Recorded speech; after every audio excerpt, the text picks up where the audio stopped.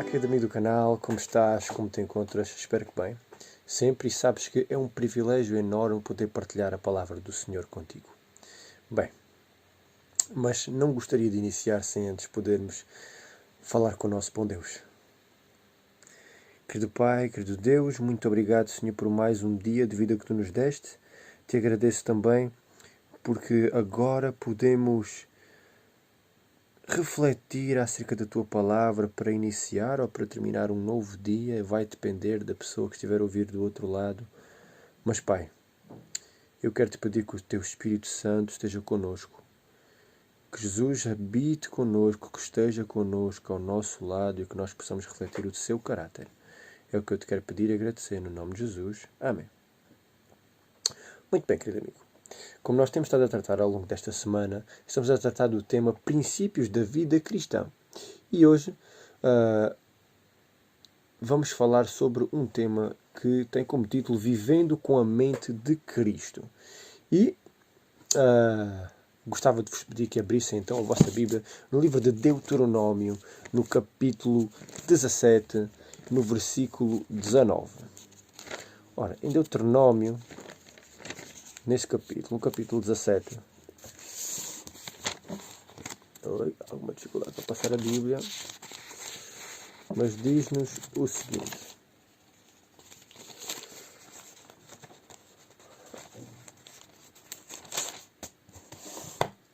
Capítulo 17, versículo 19, que nos diz: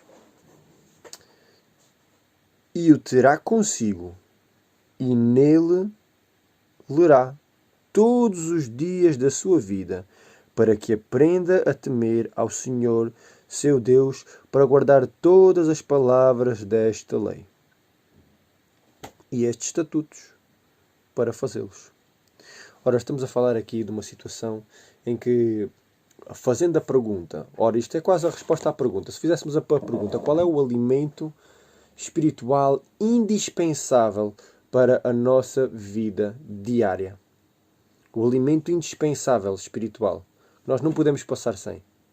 Também temos um outro versículo, nem só de pão viverá o homem, mas toda a palavra de Deus. Mas aqui temos então a resposta. Leia todos os dias e ponha em prática as palavras deste livro. Muito bem. E a pergunta, como estabelecemos comunhão com Deus? Então a resposta vai se encontrar no livro de 1 de Pedro, no capítulo 4 e no versículo 7. É óbvio, podemos encontrar vários outros textos. A Bíblia é um livro repleto de textos que todos dirigem para... têm todos a mesma direção. No entanto, focamos aqui apenas alguns para que possam também conhecer de uma forma mais abrangente, e que nos diz assim, em 1 de Pedro 4, versículo 7, E já está próximo o fim de todas as coisas. Portanto, sede sóbrios e vigiai em oração.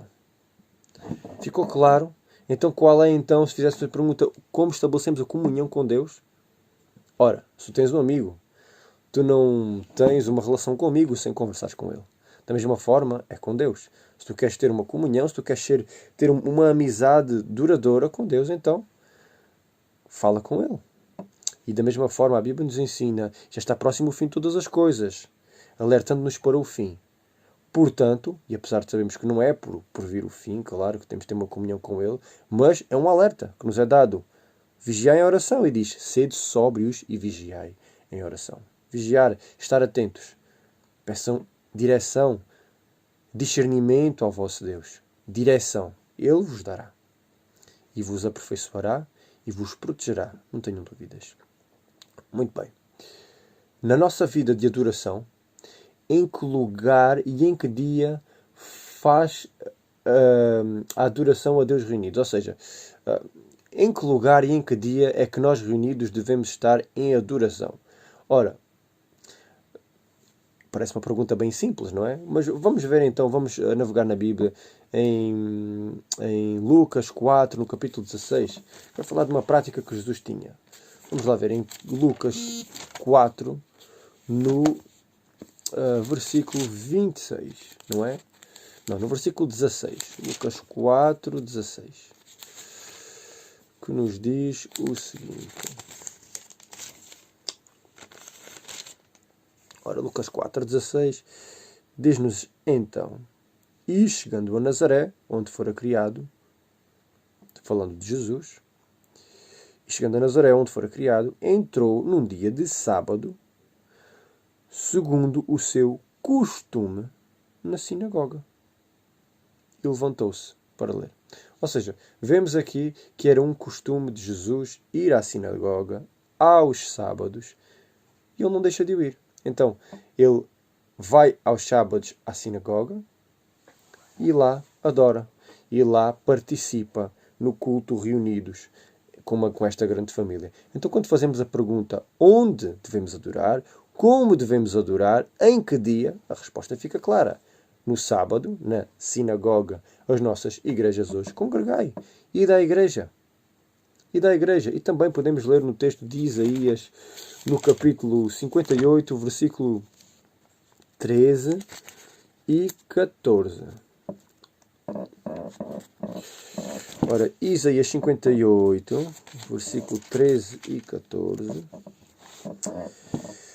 que diz o seguinte: se desviares o teu pé do sábado e de fazer a tua vontade no meu santo dia, e se chamares ao sábado deleitoso e santo dia do Senhor, digno de honra e o honrares, não te guiando nos teus próprios caminhos, nem pretendendo fazer a tua própria vontade, nem falar as tuas próprias palavras, então te deleitarás no Senhor e te farei cavalgar sobre as alturas da terra e te sustentarei com a herança do teu pai Jacó, porque a boca do Senhor o disse. Novamente, se Deus o disse, então assim será. Não tenhais medo.